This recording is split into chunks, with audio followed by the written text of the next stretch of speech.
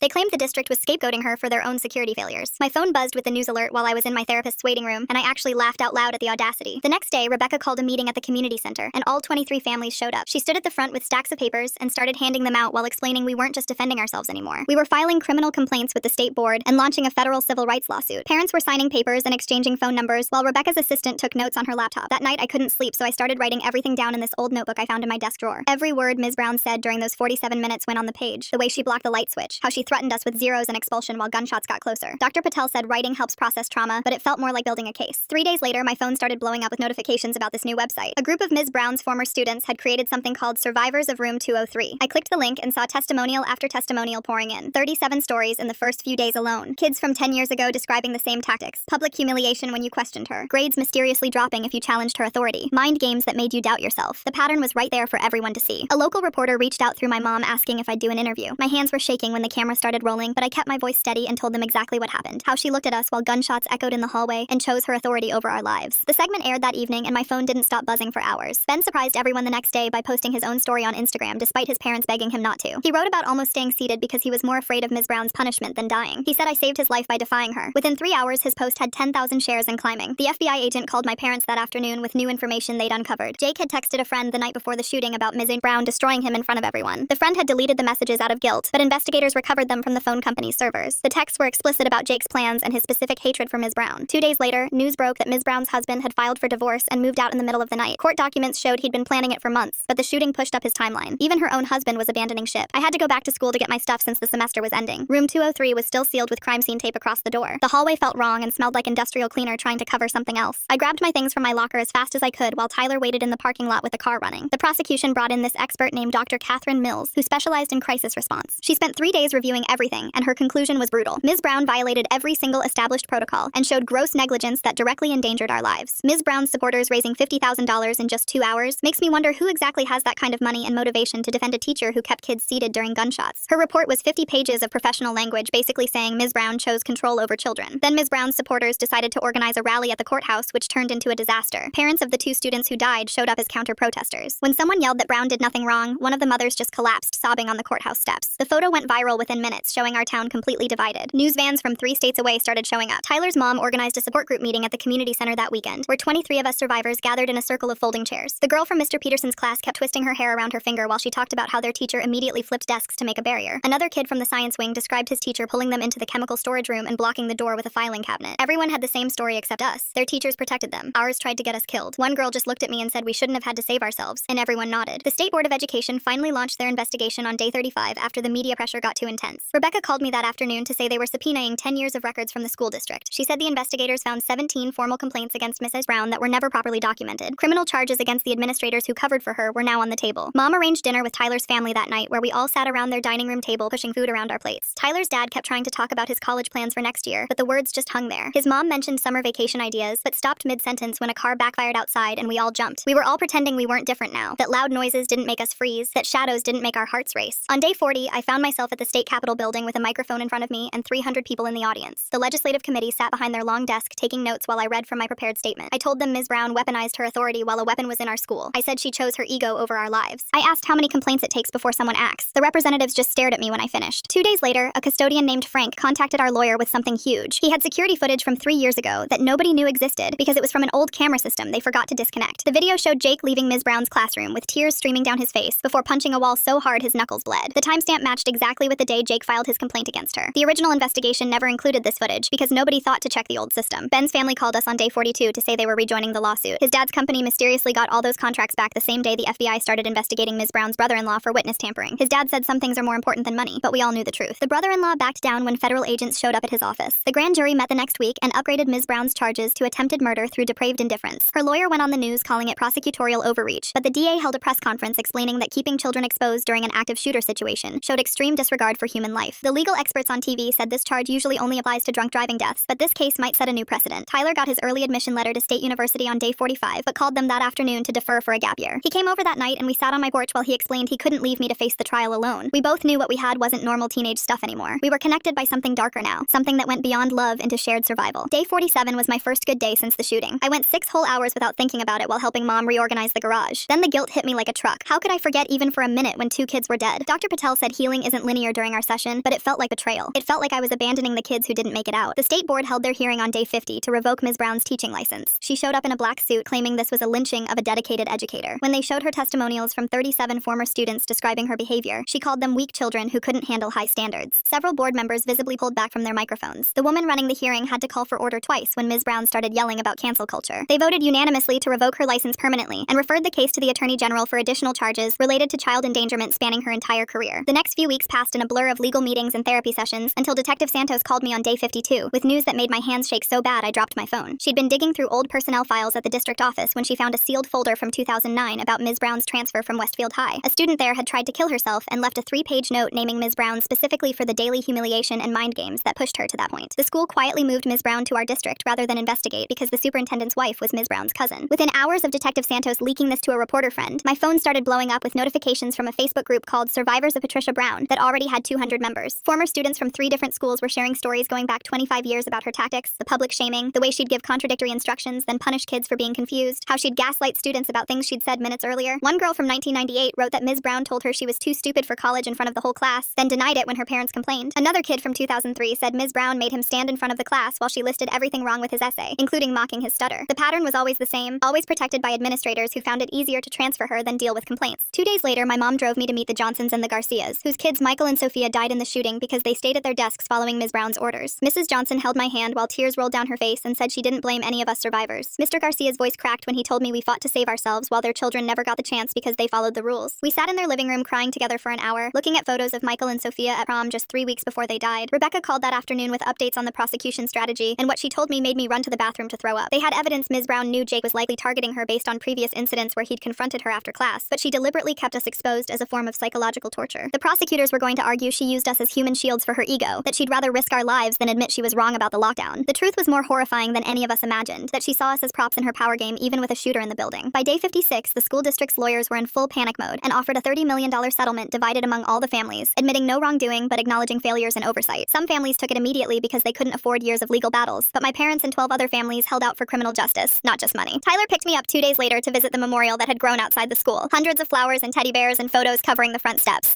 Someone had left a copy of the student handbook with the lockdown procedures highlighted in yellow, a note attached that said, "These rules save lives when teachers follow them." We stood there holding hands, reading all the messages people had left, when Tyler spotted something that made him squeeze my fingers so hard it hurt. Between 2 bouquets was a printed copy of Jake's manifesto that the defense teams had just gotten access to. 5 pages detailing Ms. Brown's teaching methods like a psychological torture manual. He'd documented the public humiliation, the deliberately confusing instructions followed by punishment for not listening, the gaslighting about things she'd said or done, example after example with dates and witnesses. The FBI had verified every incident he described through interviews with former students. That same week, Ms. Brown's former teaching assistant from 2015 finally broke her silence in an interview with the local news. She'd quit after 1 semester because she couldn't watch what Ms. Brown did to students anymore, had even reported it to Principal Foster, but nothing was done because Ms. Brown had tenure and the union would fight any disciplinary action. Another administrator who chose the easy path over protecting kids, another adult who could have stopped this years ago. Frank the custodian finding forgotten security footage on an old camera system is peak plot device saves the day energy, though I suppose real life does sometimes hand you evidence gift wrapped with a bow when you need it most. Ben's deposition happened on day 62, and his His parents sent me the transcript later because they were so proud of how strong he was. His voice apparently never wavered when he said Ms. Brown taught us that authority was more important than safety. But that day, I taught everyone that survival is the only thing that matters. The prosecutor asked if he blamed me for defying Mr. Brown, and Ben said I was the only adult in that room who acted like one, that a 17-year-old girl showed more leadership than a woman with 25 years of teaching experience. The FBI showed up at Ms. Brown's brother-in-law's house the next morning with a warrant for witness tampering and obstruction of justice after they caught him on a wiretap threatening Ben's dad's business partners if Ben didn't change his testimony. Her whole support network was crumbling as people realized the lengths she'd gone to protect herself, hiring private investigators to dig up dirt on students' families, having her brother-in-law pressure anyone who might testify against her. 2 weeks later, I sat at our kitchen table with Rebecca, the prosecutor, spreading out pages of notes for my victim impact statement. She pushed a legal pad toward me and told me not to hold back because the jury needed to understand everything Ms. Brown did that day. Tyler sat next to me, his hand on my knee under the table while I wrote about how she kept us at our desks while a shooter walked the halls. I wrote until my hand cramped, then typed on my laptop, then wrote some more. The words came out angry at first, then sad, then just tired. Rebecca read through my draft and nodded, telling me this would help the jury see the truth. 2 days later, the court clerk called to say the trial was set for 3 months out. 3 whole months of waiting. I tried going back to normal stuff like SAT prep and college applications, but how do you write about your future goals when you almost didn't have a future at all? The Common App essay prompt asked about a challenge I'd overcome, and I just stared at the blank page for hours. Then on day 70, my phone blew up with texts from Ben. Ms. Brown had sent an email to his parents saying their son was confused about what happened and suggesting they get him therapy to help him remember correctly. The prosecutor had her arrested within 2 hours. News vans showed up at her house and caught her being led out in handcuffs while she yelled about being persecuted for maintaining order. The judge called an emergency hearing the next morning. I sat in the gallery watching as the prosecutor showed the email and explained how Ms. Brown had violated her bail conditions by contacting witnesses. The judge didn't even let her lawyer finish his argument before revoking her bail. Court officers moved toward her and she stood up fast, knocking over her water glass. For the first time since this all started, I saw real fear in her eyes as they cuffed her. She looked right at me as they led her past the gallery, and I could see it hit her that she wasn't in control anymore. 2 nights later, Mom found me at the kitchen table at 3 a.m. surrounded by college essay drafts. My Common App essay was about the day I chose to survive despite my teacher's orders. Mom read over my shoulder and said I didn't have to write about this if it was too hard. I told her I did because this was who I was now. We both knew I'd never be the person I was before that day. The trial started 3 months later on a cold Monday morning. The prosecutor's opening statement included playing the audio from my phone that I'd been recording for a class project. You could hear the shots getting closer, students crying, and Ms. Brown's voice clear as day saying we were being hysterical and manufacturing fear. Several jurors put their hands over their mouths. Ms. Brown sat at the defense table in a gray suit, still acting like she was the victim. The next day I testified for 4 straight hours. The prosecutor walked me through every second of those 47 minutes, having me describe where everyone was sitting, what Ms. Brown said, how she blocked the light switch. Her lawyer tried to make me look like some rebellious kid who just didn't like authority, but I stayed calm and just kept repeating the facts. When he asked why I defied a teacher's direct order, I looked at the jury and said I chose to live while she chose her ego. Nobody said anything for like 10 seconds. On day 3, Tyler took the stand and talked about getting my texts, about hiding in that supply closet knowing I was in danger. His voice cracked when he described the moment he thought I was dead because I stopped responding. Ms. Brown's lawyer objected, calling it emotional manipulation, but the judge said the jury needed to understand the trauma she caused by keeping students exposed. Tyler had to take 3 breaks to compose himself. Day 4 changed everything. The prosecution had enhanced the security footage audio using some FBI tech, and you could hear stuff we couldn't make out before. At timestamp 9:47 a.m., right after the first shots, Misty Brown's voice came through crystal clear saying, "If this is real, they deserve what they get for not respecting me." A juror actually gasped out loud. Even her own lawyer looked shocked because this wasn't in any of the discovery materials. The judge had to call a recess when parents in the gallery started yelling. Day 5, Ms. Brown decided to testify against her lawyer's advice. She sat in the witness box insisting she maintained perfect order, that we were never in real danger, that she was being persecuted for having standards. She said she was protecting us from panic and that running around would have been more dangerous. The prosecutor let her talk for 20 minutes, then asked one question that made the whole courtroom go silent. "Did you recognize Jake Wilson's voice when he was in the hallway outside your classroom?" Ms. Brown froze completely, her mouth opening and closing like a fish. After maybe 15 seconds, she whispered yes. The courtroom exploded with people shouting and crying, and the judge had to bang his gavel over and over to get control. The prosecutor stood up slowly after things got quiet again, and walked right up to Ms. Brown's face. She asked the question everyone was thinking, but nobody wanted to hear out loud. Did Ms. Brown know it was Jake Wilson in that hallway? The same Jake Wilson who filed 3 complaints against her last year? Ms. Brown's hands started shaking and her face went from red to white to gray in about 5 seconds. The whole courtroom held its breath waiting for her answer. Finally, she cracked and started yelling about how Jake needed to learn respect, just like all of us did. The jury members looked at each other with their mouths open, and one lady in the back row started crying. 3 weeks later, we all came back for verdict day, and you could feel the tension like electricity in the air. The jury took 6 hours to decide, but when they came back, they found her guilty on everything. 23 counts of putting kids in danger, plus something called depraved indifference that sounded even worse. Ms. Brown fell down in her chair when they read it, and for the first time she looked scared instead of angry. The judge said she could get up to 25 years, and the families of the 3 kids who died started sobbing. 2 weeks after that, I had to read my victim impact statement at sentencing. My hands were sweating so bad I could barely hold the paper, but I made myself look at her while I talked. I told her she taught me that being in charge without being smart about it was dangerous, that trying to control people without caring about them was just being mean. I said I'd carry those 47 minutes with me forever, but she'd have to carry what she chose to do. The judge gave her 18 years with a chance for parole after 12. When the guards put the handcuffs on her, she turned to all of us and said she was just keeping standards. Even then, she didn't get it, and that was maybe the worst part of all. A month later, Tyler and I sat in his car watching workers put in new metal detectors and cameras at school. We were different now, stuck together by what happened, but also just different inside. Tyler took my hand and said we survived, and this time it wasn't a question. again. Ben went to the school board meeting that spring and gave this amazing speech about fixing how they handle teacher complaints. His voice was strong and clear, nothing like the scared kid who almost stayed in his seat that day. He said no student should have to pick between their grades and staying alive. I started at State University that fall studying education policy because somebody needs to fix this stuff. My roommate didn't know about what happened, and for a few weeks I was just Brianna instead of the shooting girl. It felt good, but also weird keeping that huge thing inside me. They reopened room 203 as a memorial classroom in November and asked me to speak at the ceremony. Standing where Ms. Brown used to stand felt so strange, but I told everyone that protecting kids isn't just about locks and drills. It's about listening when they say something's wrong. Mom drove me home for winter break and we passed the school where kids were playing basketball like nothing ever happened there. I told her they looked so young, and she said we all did back then. We both knew I'd never be that young again because innocence was another thing that died that day. Tyler and I met at our old coffee shop when we were both home from college for the holidays. We still checked where the exits were and jumped when someone dropped a tray, but we were learning to live with it. Tyler held my hand and said we were writing new chapters now, which sounded cheesy but also true. The scars would always be there, but we were more than what happened in room 203. We were the kids who refused to stay in our seats when standing up meant staying alive. Thanks for letting me wonder about all this with you today. It's been quite the journey asking questions together. Take care. Like the video, it helps more than you think.